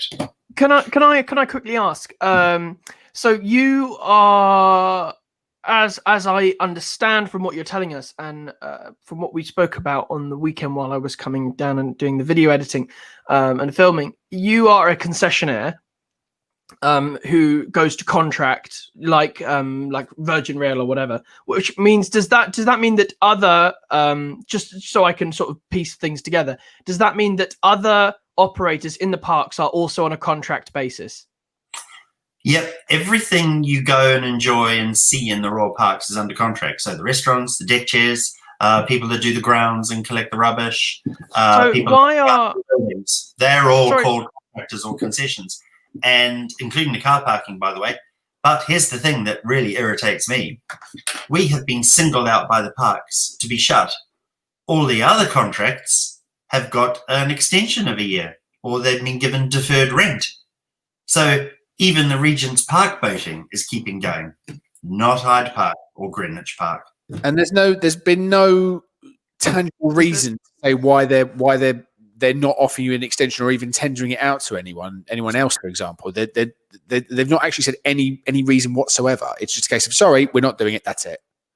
Yeah, it's exactly right, Tom. Actually, I've got the MPs are just as perplexed as I am. So Matthew Pennycook in Greenwich, our MP there, he's written to the Royal Parks. Eleanor Lang, fortunately Deputy Speaker and my MP, she's written to the Royal Parks. And this is why I'm happily charging off to the High Court later this week, because it will be under the scrutiny of a judge that we will hopefully get some answers. Well, I'll tell you what, I mean, I'll be honest with you, if possible, we'd like to have you back on next week if there's going to be a resolution to it then, and hopefully if it is going to go to the High Court, I mean, hopefully it's going to go in your favour, because it's like you say, it's just so odd that they would not tender out the contract, but then also with the other parks, as you said, Peter, the fact that the other parks are still going, they're still allowed to have their boating contracts and even been given the extension. So I cannot fathom it for the life of me. I mean, it's kind of, all right, it's not really something in my wheelhouse, but I would not get why they're spiting themselves. And as you said earlier on, every penny at the minute is counting, and just for the life of me, I just can't get it. I can't fathom it. Can I also ask, if this continues perhaps up until the end of this year or longer.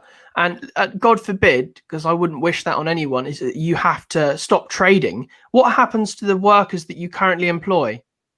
Well, this is one of the really sad things about it. They just lose their jobs because if there's no contract, there's no work. And this is where the Royal Parks, I just can't help feeling this is where the bad management comes in. Just for not appointing a new contractor, you're going to have 35 people that will lose their jobs, because I can't afford to keep paying them whilst we don't even have a service to run. So that's the saddest thing of all. And you lose a public service, and up to 35 people could lose their employment. Now it's COVID, for goodness sake. We have to all hold and work together for the best scenario for everybody. And that's why I reckon keeping a voting service going, exercise, fun for kids who don't have a lot of fun at the moment, keep the jobs going, keep the money going to the Royal Parks. It's just, I was thinking maybe I could appoint you two guys to go and negotiate a settlement. You might have better luck than me. you wouldn't want me in there. Literally, it would just be a lot of table banging. The Italian in me would come out. That's all I would say. Sorry, Henry, go ahead. I just because I'm thinking about time as you have to go soon. I worry about. No, I wouldn't say worry is the right word, but I do wonder if the Royal Parks, as things stand, let me try and get some coherence together. As things stand, if you are unable to operate, what will happen to the boats at Hyde Park? What will happen to the boating lakes across London where you currently operate? So as you said, Greenwich and Hyde Park so far. Yeah. What will be there? Will it just be a body of water?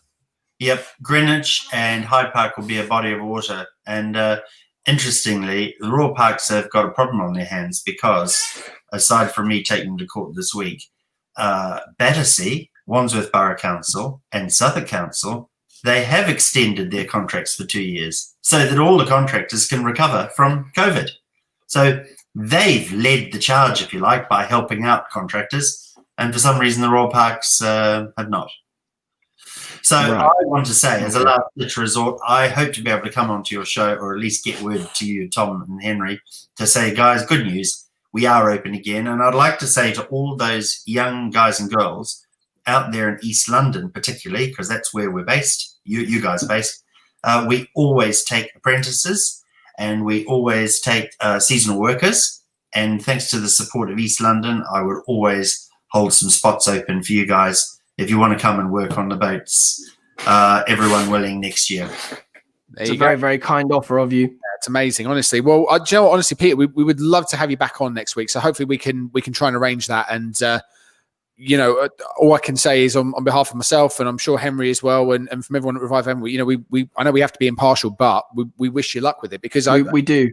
Yeah, there's only so much that you can say. And I think that the fact that it's kind of, every other contractor has been given a 1 or a 2 year extension. It's going to be kind of an all or nothing situation, but hopefully common sense will prevail, and we'll be able to get you back up and running again. So we'll wish you the best of luck, and hopefully next week we'll have you back on with a bit of good news. Thank you guys for having me on the show. I appreciate it. Thank you very, very much, Peter. Yeah, that's it. Okay, well, I'll tell you what to do on that bombshell. We'll be right back after these ads. See you in a bit. Natural Treats. The dessert lab where your treats are formulated before your very eyes. Keep cool with our flavored shaved ice, or chill out with our exclusive Dragon Breath Nitro ice creams. Experiment with our selection of mojitos, or indulge in our traditional faludas or lassies. Visit Nitro Treats at 210 Ilford Lane, where our nitrologists remain ready to serve. Nitro Treats. It's nitrolicious. Businesses. Want to keep your business moving? Then you need to get a move on. From the 1st of Jan next year, if you deal with Europe, you've got new rules to follow. Time is running out. So get on it at gov.uk/transition. New rules for business. Large, micro, one-man band. New rules are coming no matter what. Get it done today at gov.uk/transition. Check, change, go. Here at Duncan Lewis Solicitors, we specialize in immigration and family law. We have a proven track record of successful applicants who we've helped secure permanent residency for. From spouse visas to seeking asylum, our expert advisors will assist you throughout the whole application process. We offer a free no obligation consultation, so call us now on 0208 432 3350. That's 0208 432 3350, or visit us at 298 Romford Road, London, E79HD. Flu virus से अपने आप को बचाएं। हर साल flu तकरीबन 11,000 लोगों की जान लेता है और हजारों लोग हॉस्पिटलाइज भी होते हैं। फ्लू एक ऐसा वायरस है जो सीरियस कॉम्प्लिकेशंस पैदा कर सकता है, इसीलिए हम आपको फ्लू जैब देते हैं बिल्कुल फ्री, क्योंकि यही आपका बेस्ट प्रोटेक्शन है। आज ही अपने फार्मासिस्ट या जीपी से पूछिए कि आप इस फ्री फ्लू वैक्सीन के हकदार हैं या नहीं। NHS, फ्लू से बचने के लिए help us help you. Super Best Meze Grill, the Turkish restaurant where all our food is prepared to perfection. Our mixed grill family platters include lamb shish, chicken shish, Adana kebab, lamb ribs, chicken doner, lamb doner, chicken wings and lamb chops, and all are served with rice, salad, along with a selection of our cold mezes. To see our full menu, go to superbestmezegrill.co.uk. For the perfect dining setting, visit us now at 21 to 23 Broadway, Stratford, E15 4B, or call 0208 555 3335. Super Best Meze Grill. This is a message from the government. The law has changed. You must self-isolate if you test positive for coronavirus or are told to self-isolate by NHS Test and Trace. If you do not, you risk a penalty of £1,000 or more. Testing and isolating are vital to stopping the spread of coronavirus. Because this is so important, the government is now providing financial support for those who need it whilst self-isolating. You could be eligible for a £500 support payment if you're on low income and are unable to work because you're self-isolating. Find out if you're eligible at gov.uk/coronavirus. Break the cycle of infection, not the law. Stay alert. Control the virus. Save lives. As winter approaches, here's a critical reminder of coronavirus symptoms from Dr. Gupta. The main symptoms of coronavirus are a high temperature or a new continuous cough, or a sudden loss or change in your sense of smell or taste. If you have any of these, to protect yourself and others, it is critical you isolate at home, even if you don't feel too bad. And you must book a test immediately. Use the NHS COVID-19 app or go to gov.uk/coronavirus. Stay alert. Control the virus. Save lives. Revive FM 94.0. On the radio, on your mobile, and online. Hello there. Welcome back to Revive FM. My name is Thom Hutchinson. Sorry, Revive FM 94.0, I must say. My name is Thom Hutchinson, and the incredible shrinking man that is broadcasting in his home studio is the one, the only Henry Scott. That's him right there. It's like, right, I've got a standing desk, and I really need to stand up because I've been sitting down for an hour and a half. I could just when he came back on, he was just like that to hear, and it was like, oh, hang on, he's growing. It is. There it is. It's quite funny, isn't it? I built this desk myself, actually. I was very proud of it. It took me about 2 weeks. Oh, hang on, please don't say it was IKEA, like flat pack. No. I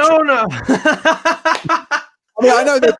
I built IKEA, man. It took me 2 weeks. Have you seen there's actually people who specialize in IKEA furniture? You can pay them to come out and actually put it together for you. I mean, there's a limit. What? Yeah, I know. Oh, come on. Unless you're like the CEO of a busy company. Like, I'm not paying for that. I just put it together myself.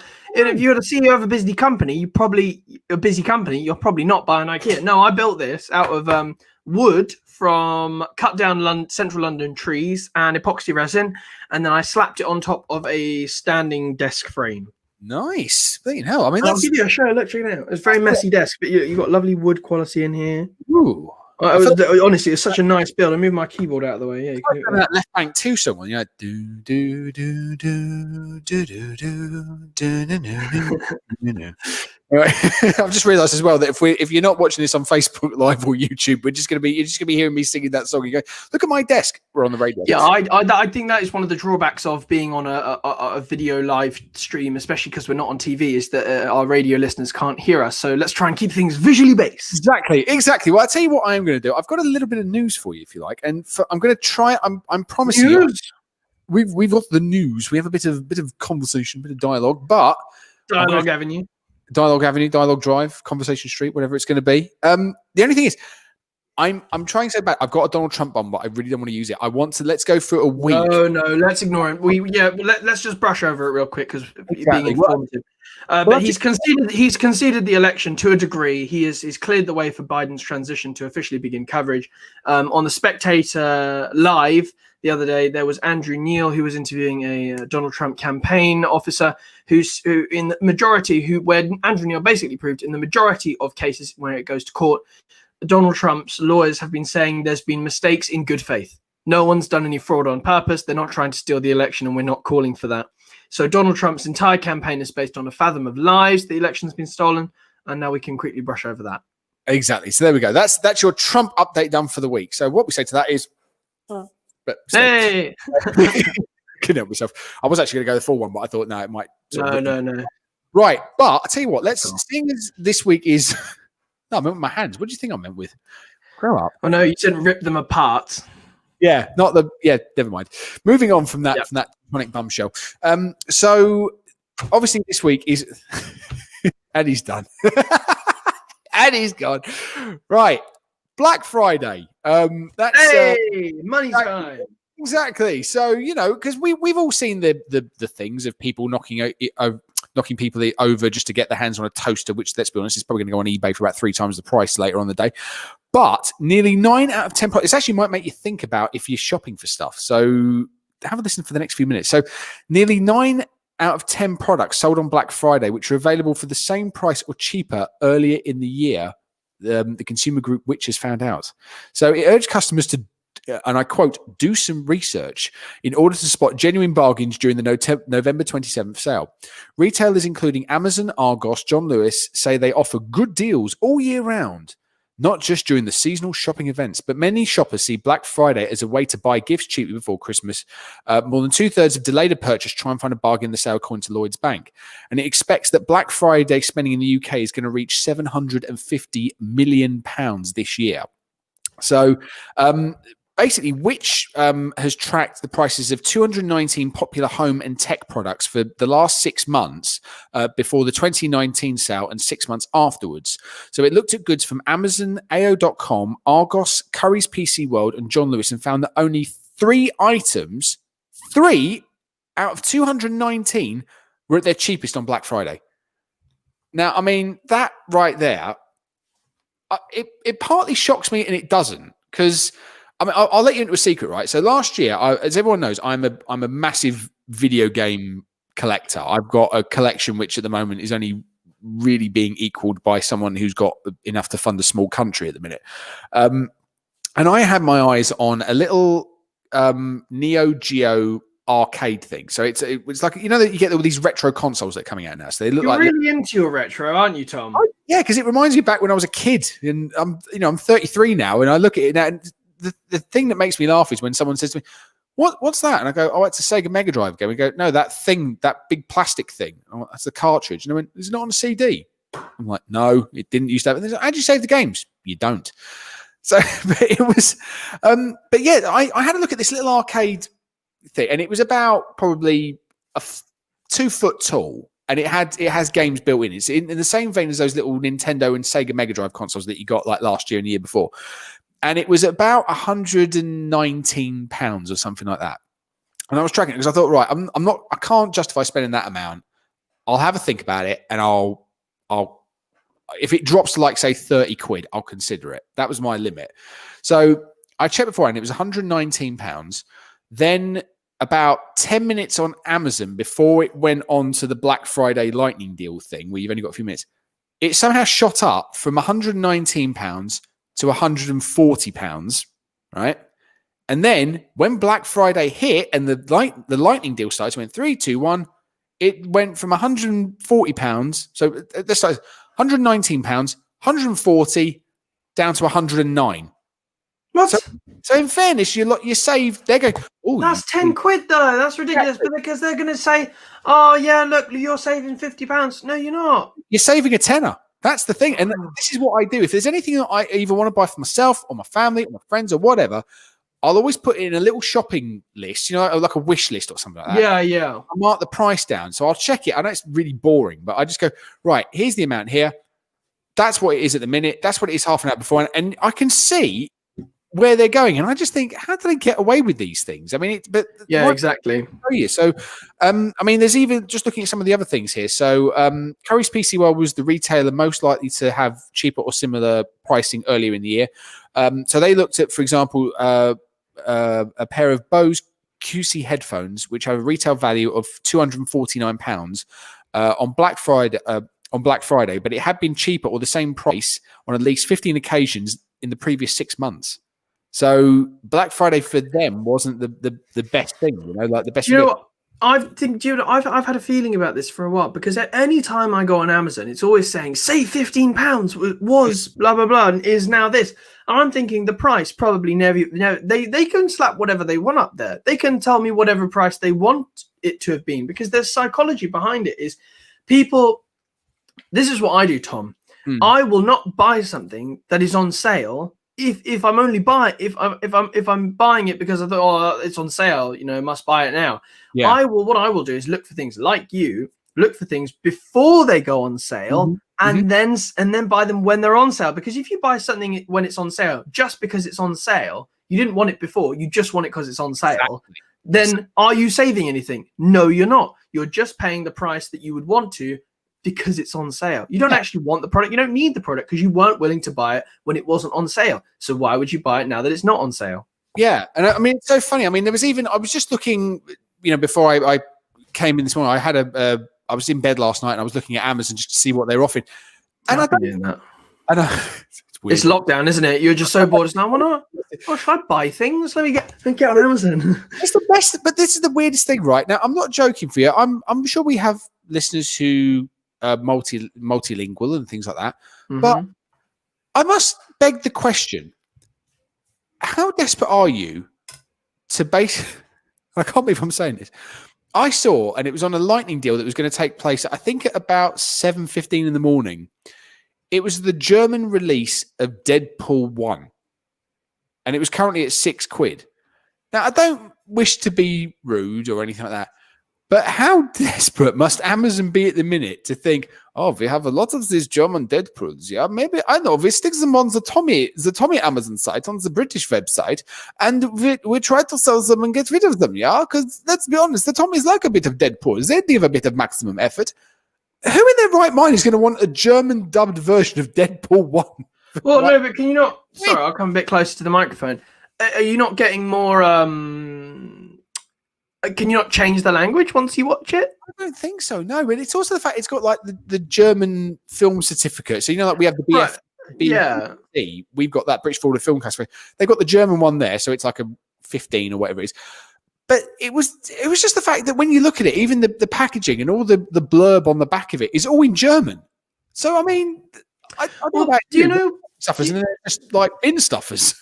Do you know what, right? I'm thinking from a perspective of, they having Amazon, Facebook, Apple have incredible amounts of data about all of us. I reckon, the CEOs of each of those companies know what's going on, and they can probably just message up and go, right, listen, Bob, I want to know about this guy, Henry Scott.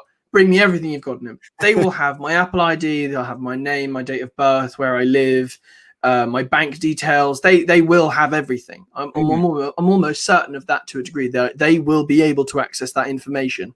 Yeah.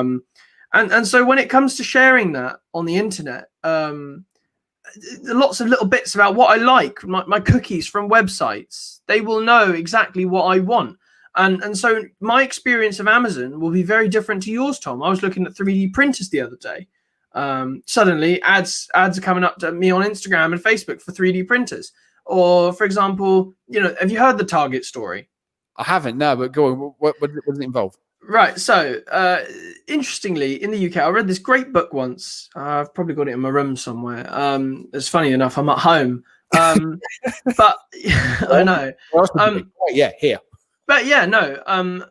Basically, what I will say is they had a lot of your data is sent through a data broker who sells it onto companies, and then they process that and then use targeted advertising for it to increase their revenue streams. And a lot of people can buy this data. It's cheap as chips. It's like 0.02p. But when you've got hundreds of millions of internet users and different individual pieces of data being sold, these people make quite a lot of money. And Target, it's just a store in America. They were when they started using targeted advertising.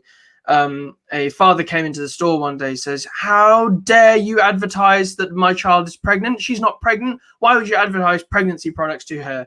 Like, advertising baby clothes and stuff like that." She's like, "My daughter is a good Christian girl. She would never, ever have sex with anyone and at least not get pregnant." And the manager was like, "Oh my goodness, this is so bad. I got this scandal, algorithms going off this stuff. Oh God."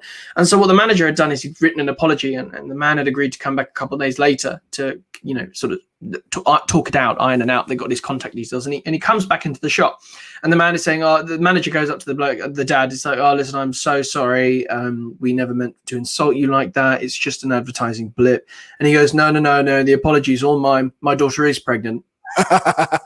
So because and do you know why that was? It's because of her searching browsing history. She sent a message to advertisers online that she was pregnant. The algorithms which are in play assume that she was, and this is a true story, by the way. You can look this up. She was pregnant, and the algorithm knew that by her search history. It's scary, isn't it? But I will tell you one thing though. You can go one further. I bought a massage gun, right?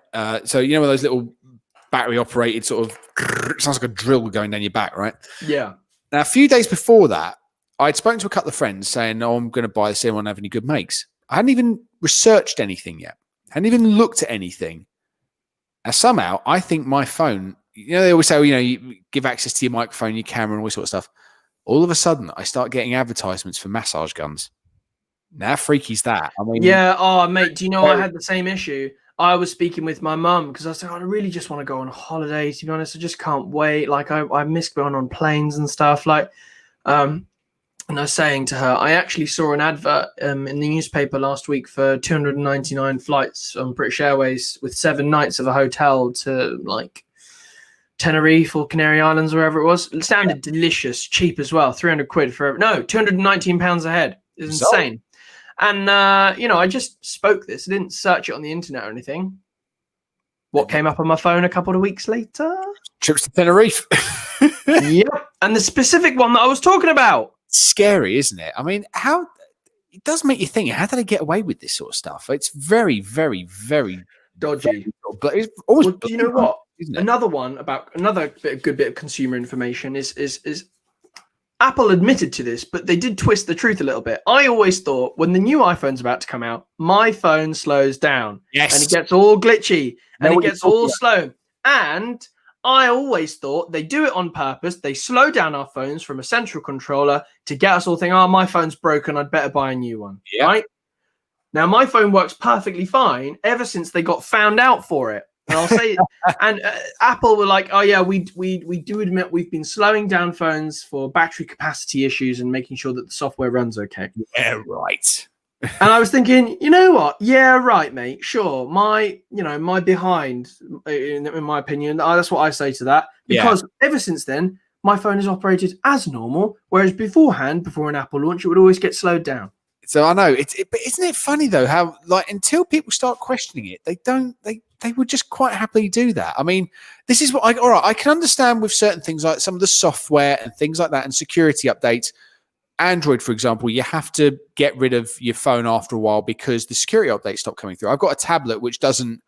It's an NVIDIA Shield tablet and it's great and it's actually the basis of the Nintendo Switch if you really want to get geeky, but it doesn't do software updates anymore. So now I don't want to really put anything on there that's like any personal bank details or email addresses or business details or anything like that because I don't know where it can go. So I can understand changing things at that point, but you feel like you just sort of want to go, can you not create like an Android or an iOS legacy version? So you can still keep the stuff going, but I don't know, you have to pay a license fee for it. You have to pay quid or something. Might be an idea, but we'll have to, we'll have to see. It's certainly an issue, isn't it? Yeah, I think so. I mean, we're gonna have to head to a break. So we're gonna come back. We've got a little bit of news maybe, but we're going to play a game and play a song. So stay right there and we will be right back after these subliminal commercial messages. Black Friday. Through Minhaj Welfare Foundation, your giving saves lives. Your support has provided more than 3 million people with access to clean and safe water. Emergency relief in natural disaster and crisis-affected areas around the world. Supported orphans and needy children with a better future. This year, your help can do more. Donate your zakat, sadaqah, and charitable donations to any of your chosen projects.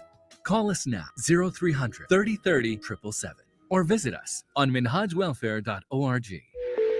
Here at Duncan Lewis Solicitors, we specialize in immigration and family law. We have a proven track record of successful applicants who we've helped secure permanent residency for. From spouse visas to seeking asylum, our expert advisors will assist you throughout the whole application process. We offer a free no obligation consultation, so call us now on 0208 432 3350. That's 0208 432 3350, or visit us at 298 Romford Road, London, E79HD. Waiting to become a mum, it's a funny time. New things to think about, new feelings, and sometimes new worries. If at any point something just doesn't feel right, we've got a simple message. Just speak to your midwife. They're ready to see you safely. And if you've got a checkup booked in, rest assured, we've taken all the necessary steps to look after you and your baby. Just be sure to see us, your NHS maternity team. Help us help you. If you want to advertise your business on Revive FM, then visit www.revivefm.co.uk or contact our sales team now on 07944 565616. That's 07944 565616. Advertise with Revive FM. Thousands of people who suffered sexual abuse as children have now been heard. It was wonderful to be finally listened to. The Truth Project, part of the independent inquiry into child sexual abuse, will close in 2021. But for now, we're still here to listen, to hear your experience, and help create a safer future for children. Search Truth Project. We're facing the biggest health challenge of our generation, and we've shown that together we're stronger than ever. But to keep making a difference, we need to support each other. If you're a man and you've had coronavirus recently, then you might just have the antibodies to help save lives in your blood plasma. That's why we need men to donate. Giving blood plasma is safe, easy, and during this lockdown is considered essential travel. Be the difference. Search Donate Plasma or call 0300 123 2323 today. शुक्रिया। Flu virus से अपने आप को बचाएं। हर साल flu तकरीबन 11,000 लोगों की जान लेता है और हजारों लोग हॉस्पिटलाइज भी होते हैं। फ्लू एक ऐसा वायरस है जो सीरियस कॉम्प्लिकेशंस पैदा कर सकता है। इसीलिए हम आपको फ्लू जैब देते हैं बिल्कुल फ्री, क्योंकि यही आपका बेस्ट प्रोटेक्शन है। आज ही अपने फार्मासिस्ट या जीपी से पूछिए कि आप इस फ्री फ्लू वैक्सीन के हकदार हैं या नहीं। NHS, फ्लू से बचने के लिए help us help you. Revive FM 94.0. Oh, I knew that was going to happen. Hello there. Welcome back to Revive FM 94.0. My name is Thom Hutchinson, and welcome back to, from his home studio, my amazing co-host, Henry Scott. That's it right there. And I'm sorry, that was my fault that the jingle cut out. So I'll just do the 94.0 on your phone, on FM, online, on your smart speaker, on everything else. That was kind of my fault. Sorry. Right. Smooth. I know. No one knows. Questionable. Next time, just ignore it. Yeah. Like, just gloss over it. Why not? But still. Right. Okay. Now, Mr. Scott, I'm going to give you the choice. Would you like either a tiny little bit of news and a game, or would you like to go straight into the game? Game. Let's go game. And if it's about retro consoles, like, mate, I'm not going to win. So I'll be very disappointed in you. And I wish I would have chosen the news option. I'm telling you now, it's not retro games, but it is retro-ish. Okay. Because you see, yesterday... Are we about to play Family Fortune? No, did you hear Gino De Campo coming through the studio? Oh, he's a fantastico! And we can't do that because he's stuck in a haunted castle somewhere eating rabbit. Yeah. But about 5:16 p.m. on Saturday the 23rd of November, 1963. Oh, God. Oh, yes. This song was played for the very first time. Oh, yes. You knew I was going there. Yep. Doctor Who is 57 years old yesterday, but we couldn't celebrate yesterday because, we weren't on air. Exactly. Oh, I even got the ooh-wee. I'm so sorry. I literally cannot hear you. It's just the stream, man. I want to be back in the studio with you so we don't have this issue. I know, but don't worry, mate. It's nearly there. We've nearly rocked it out. It's going to be sorted. But what I've decided is I thought we're going to have a little bit of a game of true or false. Okay, so the Doctor, as if people don't know, is a time traveler who wanders around in an old police box called a TARDIS. It looks like a police box because it's a cloaking device which has basically got stuck. And the idea of the show originally back in 1963 was it was supposed to be educational and entertaining, which is the BBC's remit. It's not very educational now. Well, in fairness, they did try to do it last year with Chris Chibnall, but just we don't talk about that series. That was terrible. So the idea was that one week it was going to be a future episode, which would be a story, and the week before that or the week after that would be a historical event. So you'd have things like the Romans, you'd have the Aztecs, and then eventually they realized that they were getting more views from the sci-fi episodes, and hence it's now the format that we now know and love today. So what I've decided to do is, for 57 years, I've got a list here of 10 monsters. Some of them are true and some of them are false. Now, I need you, Mr. Scott. Oh, no, I know my Doctor Who. Right. Now, this is going to be good then. We're going to test you, right? So the ones that are not going to be included are the Daleks, the Cybermen, and the Master, because let's be honest, everybody knows them. Even you must have heard someone even if you're not a Doctor Who fan, you must have heard someone shout out "Exterminate" at the top of their lungs, and it's not going to work. So, right. So I'm going to start you off with, sir, the Silurians. Now, the Silurians, are they... Oh, they're real. They're real. I know they're real. They are. They're correct. Yes, you are correct. They were first featured in Doctor Who and the Silurians in 1970, I believe. It was a John Pertwee story, also known as Homo Reptilia. So they are actually the original inhabitants of Earth before the asteroid struck and it got too cold and they had to burrow into the ground to survive. So we've got that one. Now, the next one, you might hear a bit of a change here. I've got the new one. I mean, it's changed a bit, isn't it? A little bit. A bit more ethereal. Right, so the next one I have is the Omnitron. Now, is an Omnitron a Doctor Who monster, or have I made it up? Oh, do you know what? I've heard of something else, Tron. There's been plenty of that, but I don't think it is real, So you're going for true or false? False.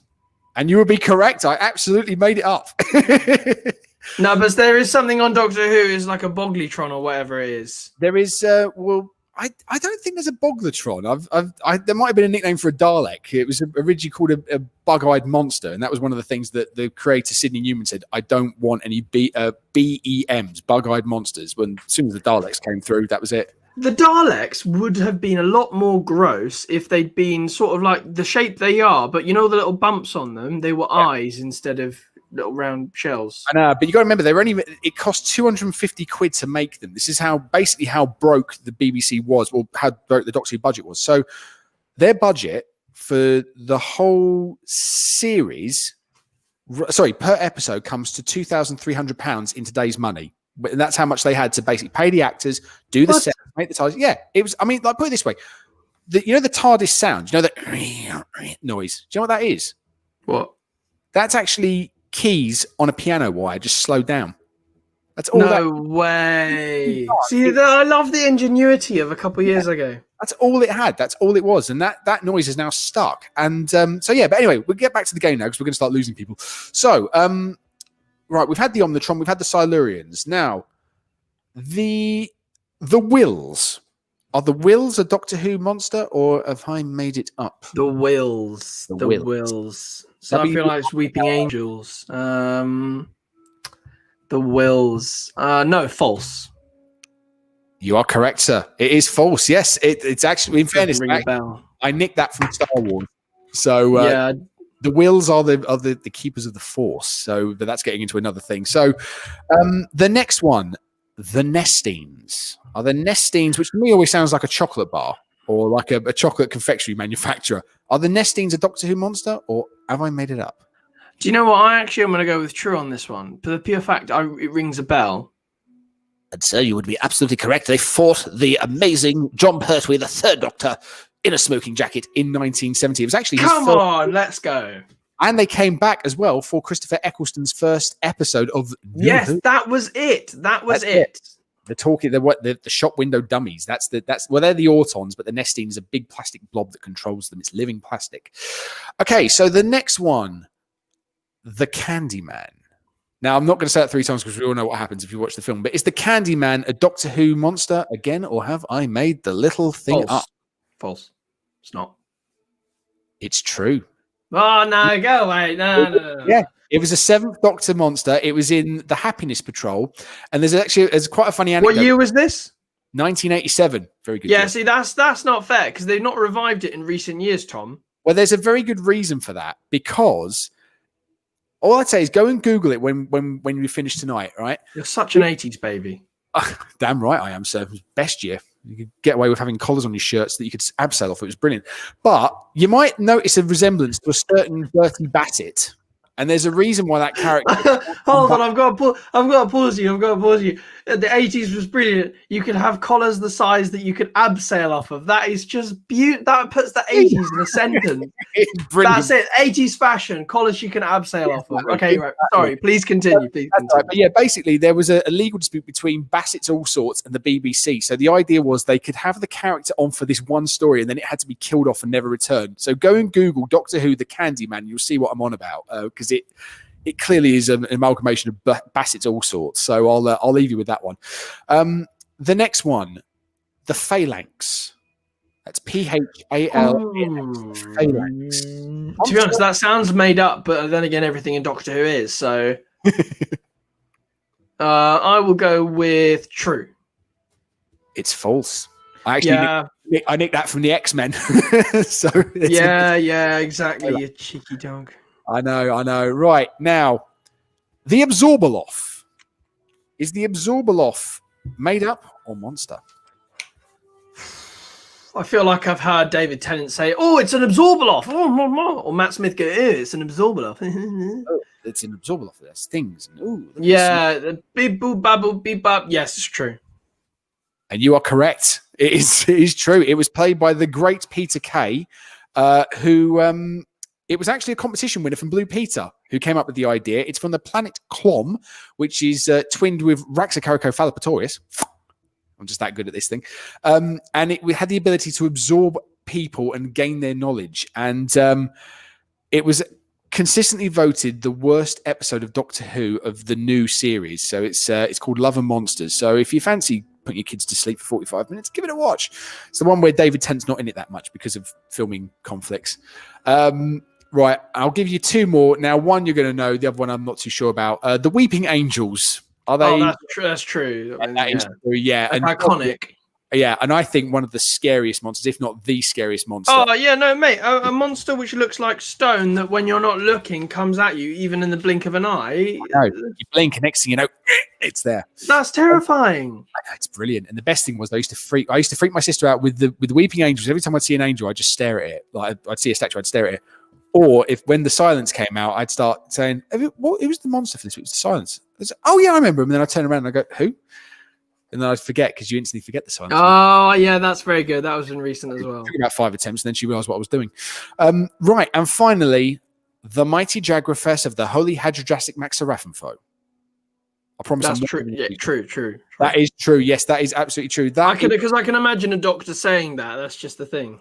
Well, it was in an episode. It was in the first series. It was episode 7, and it was also it was basically a big gelatinous blob which was in the building, in the ceiling of this space station called Satellite 5, and it was actually installed. We find out later in the series. Spoiler alert from 12 years ago, 15 years ago. That it was the Daleks who put it in there. But the best thing was because the mighty Jagrafess of the Holy Hadradrastic Maxaraphenfo is a bit of a mouthful.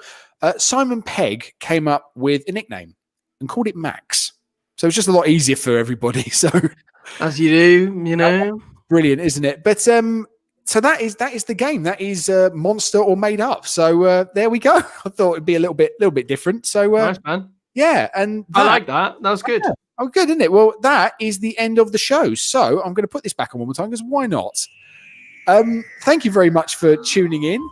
And well, from myself, Thom Hutchinson, and from his home studio, Henry Scott. We might be back in the studio together next week. We don't know. We are planning it. We are seeing. We might have to go through some sort of decontamination, or basically we just have to have a wash. We'll see what happens. But stay tuned to Revive FM. There are loads of great shows coming up next. So stay tuned, and we'll see you next week. Stay safe, everybody. Say bye-bye. If you want to advertise your business on Revive FM, then visit www.revivefm.co.uk. Alternatively, contact our sales team now on 079 44 56 5616.